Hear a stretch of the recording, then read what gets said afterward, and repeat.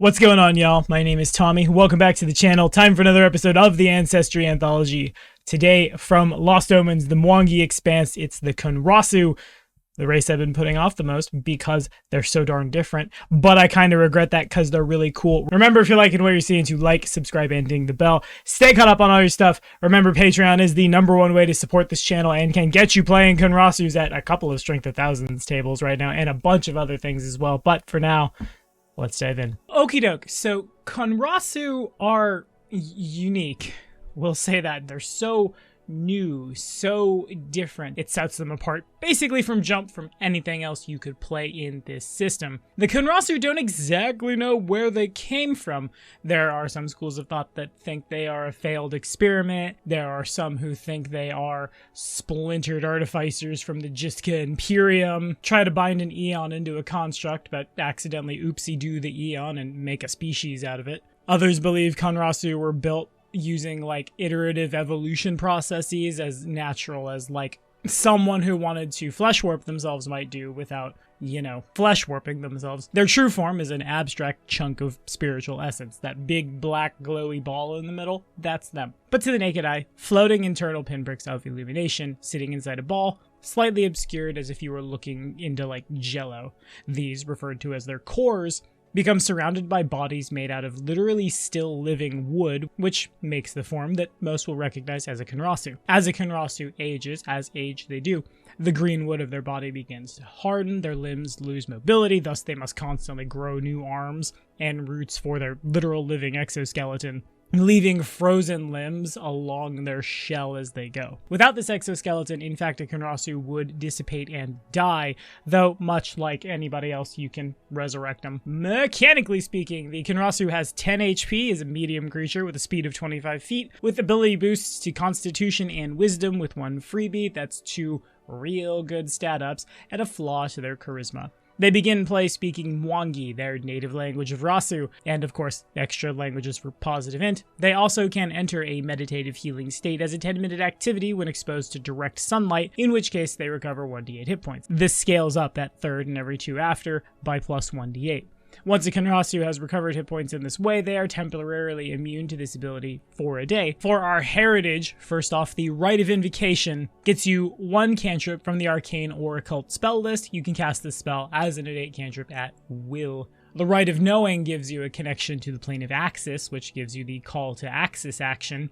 That's real hard to say. It's a free action once per day. When you are about to recall knowledge, roll a second time. Use the higher result. If you roll a crit fail, you get a failure instead. If you roll a success, you get a critical success. That's really good. I really like lore, and I really like spending 5 minutes expositioning at my players when they find a new monster to be like, well, this is a really cool thing. It does this. Here's some stuff I made up about it that seems flavorful.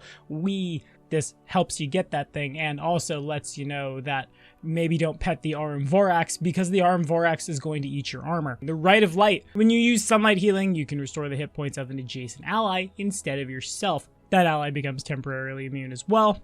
This, essentially, if you got 20 minutes, you can channel the sun, praise the sun into all of your friends, and there it is. This whole ass Ancestry feels very, very Serenite. I could definitely see a Conrasu who did not live in the Mwangi Expanse or who was exposed to outside cultures be like, Goddess of the Sun, I'm with that. Anyway, the Rite of Passage lets you ignore difficult terrain and uneven ground caused by undergrowth.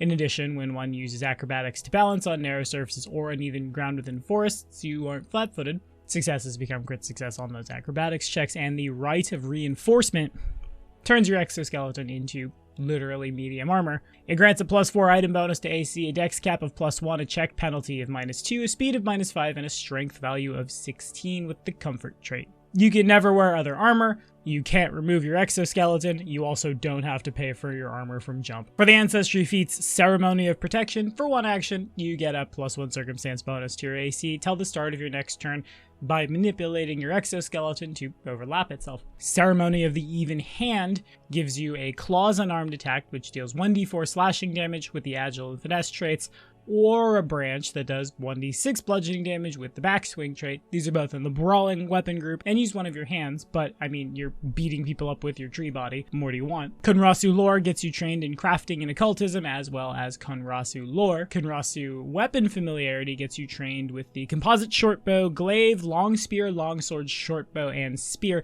I'm real curious how they chose those weapons. I guess they're the ones that look the most like wood, or are the most like, this is a branch, bend it, this is a branch, the end is sharp.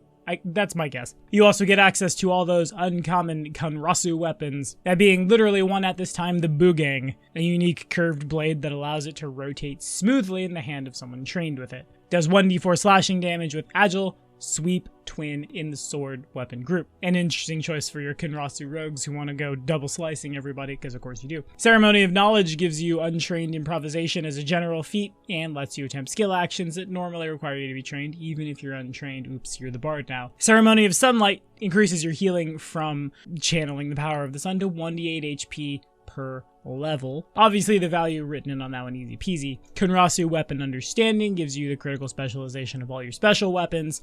Ceremony of Eon's Guidance lets you cast Augury and Calm Emotions each once per day as second level Divine Innate spells. When you really want the Barbarian to not have his buff, or you really want to be sure opening that door is the right idea, there it is. Ceremony of Eon's Shield gives you Resist Energy and Shield Other once per day as second level Divine Innate spells. Shield Other being pretty good on the species that can straight up just stand in the sunlight, heal themselves also. Ceremony of Fortification gives you resistance to either bludgeoning, piercing, or slashing damage equal to half your level against the next strike that hits you and deals one of those types of damage till the start of your next turn when you Ceremony of Protection yourself. Ceremony of the Strengthened Hand gives your Claws deadly d8 and your Branch shove and trip. Ceremony of Growth gives you a constant enlarge, which you can dismiss at level 9. Now who's the tree now? Nice. Conrasu Weapon Expertise obviously gets you better at attacking with the things you want to attack with. And Ceremony of Sun's Gift, lastly, you do not become temporarily immune to the effects of your sunlight healing, and instead of rolling to recover HP, you just get max. So it's real easy to top off to full in 2nd edition, especially at high level play, assuming you have like clerics and things. But what I really like about the Conrasu from jump here is that having one in the party can eventually mean you don't necessarily have to have those certain niches filled, because they can fill it on the Ancestry feat side. As long as you're outside where the sun is, don't bring this one to your like Underdark adventures, because it would be bad unless you can Minecraft your way up and make a sunbeam come down, or like we're gonna have some Diablo 2 effects in the cave. I don't know.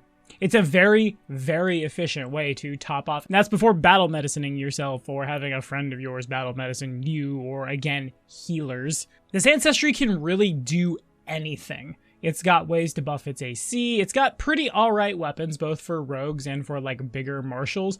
Or, you know, if you're not satisfied with that, just use your bigger martial weapon. You would have proficiency from being like a Conrasu barbarian. And the stats are really good for basically everyone, and it's really unique, and it has a lot of really good spells that everybody wants cast, so you can cast them in a party with no casters, or you can keep your other casters a little less taxed while still having all that good. Also, this is a very, very, again, unique and interesting race. We don't know where this race came from.